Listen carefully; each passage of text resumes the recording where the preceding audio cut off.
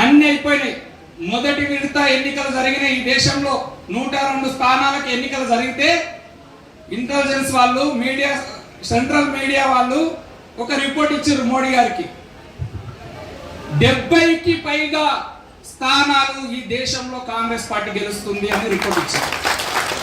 భయం ఏర్పడ్డది. ఓటమి ఖరారు అనుకున్నాడు. కులాల మధ్యలో, మతాల మధ్యలో చిచ్చులు పెట్టడానికి ప్రయత్నం జరుగుతుంది. మేనిఫెస్టోలోనంట కాంగ్రెస్ పార్టీ అంట ఆర్థిక అసమానతల కోసం ఈ దేశంలో హిందువుల యొక్క ఆస్తులన్నీ తీసుకొని ముస్లింలకు కొడతారని ప్రచారం చేస్తుంది. మేనిఫెస్టో అంతా తిరిగేసి చూస్తే ఏడొక్క పదం లేదు. ఈ దేశంలో అన్ని కులాల మధ్యలో, అన్ని మతాల మధ్యలో ఆర్థిక అసమానతలు ఉన్నాయి. చాలా మంది దళితులలో కూడా ఆర్థికంగా అభివృద్ధి చెందిన వాళ్ళు ఉన్నారు.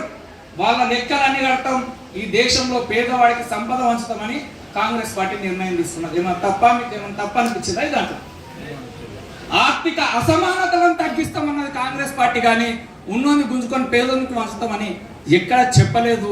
మీరు స్పష్టంగా